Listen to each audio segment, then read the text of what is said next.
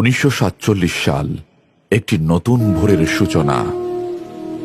সে বছর এক পুত্র সন্তানের জন্ম হয়, যার পিতা ছিলেন তাঁর সময়ের অন্যতম প্রখ্যাত ইসলামী চিন্তাবিদ ও আলেম, আর মাতা ছিলেন মহান সুফি সাধক ও ইসলামী পণ্ডিত শেখ ইয়াকুব বদরপুরি রহমতুল্লাহি আলাইহির কন্যা।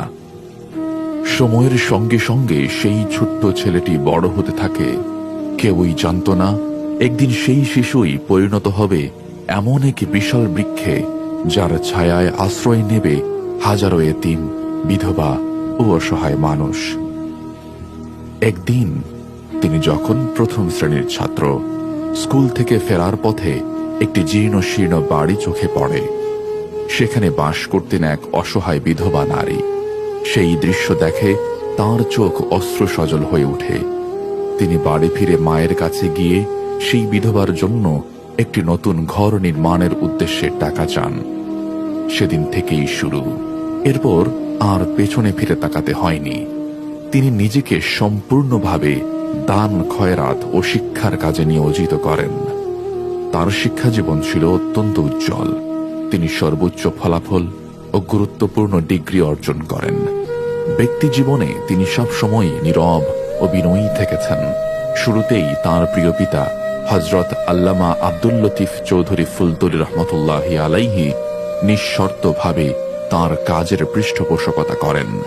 ধীরে ধীরে বাংলাদেশ ও প্রবাসের বহু দানশীল মানুষ এই মহৎ উদ্যোগে যুক্ত হন। 2022 সালে তিনি লতিফি হ্যান্ডস নামক একটি দাতব্য সংস্থা প্রতিষ্ঠা করেন। এই সংস্থার আওতায় গৃহ নির্মাণ, এতিম ও বিধবা সহায়তা সহ বহু মানব কল্যাণমূলক প্রকল্প পরিচালিত হচ্ছে। তাঁর সারা জীবনের কর্মযজ্ঞে তিনি হাজার হাজার এতিম ও বিধবার জন্য আশ্রয়স্থল নির্মাণ করেছেন। লতিফি হ্যান্ডস 3 ধরনের ঘর নির্মাণ করে থাকে: টিন শেড ঘর, অর্ধ দেয়াল ঘর এবং পূর্ণ দেয়াল ঘর। পানি প্রকল্পের আওতায় টিউবওয়েল, অজুখানা ও কূপ স্থাপন করা হয়, যা বিভিন্ন অঞ্চলের হাজারো মানুষের জন্য নিরাপদ ও বিশুদ্ধ পানির উৎস নিশ্চিত করে। অন্ধ ও প্রতিবন্ধী প্রকল্প। এই প্রকল্পের আওতায় 200-এরও বেশি উপকারভোগী প্রতি মাসে নগদ সহায়তা ও প্রয়োজনীয় উপকরণ পেয়ে থাকেন। এতিম প্রকল্প। এটি অন্যতম প্রধান প্রকল্প, যার মাধ্যমে হাজারো অসহায় এতিম শিশু স্বাভাবিক জীবনযাপনের সুযোগ পায়, যে জীবন তারা পেত যদি তাদের পিতা জীবিত থাকতেন।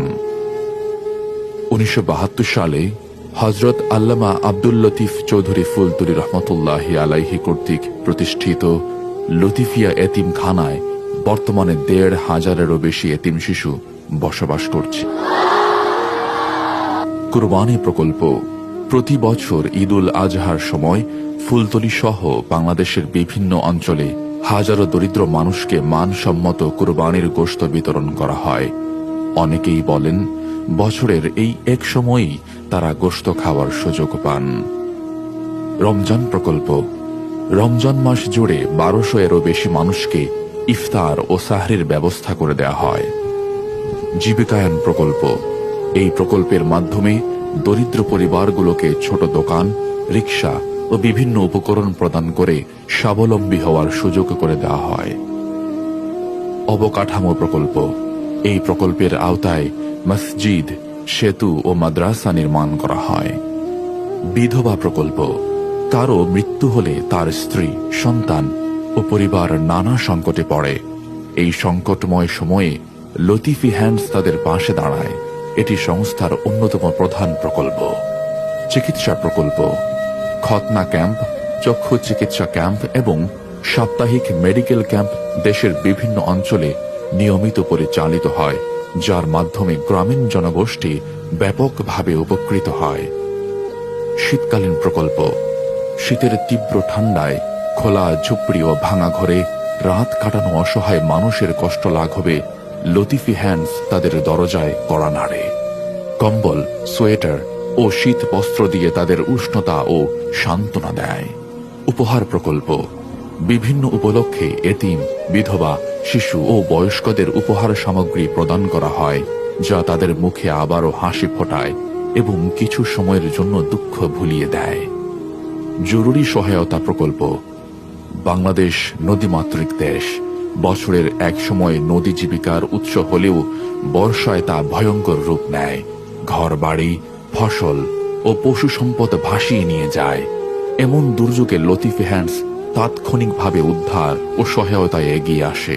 এছাড়া প্রতি বছর বৈদ্যুতিক শর্ট সার্কিট সহ নানা কারণে শত শত ঘর পুড়ে যায়। এসব জরুরি অবস্থায়ও সংস্থাটি দ্রুত ব্যবস্থা গ্রহণ করে।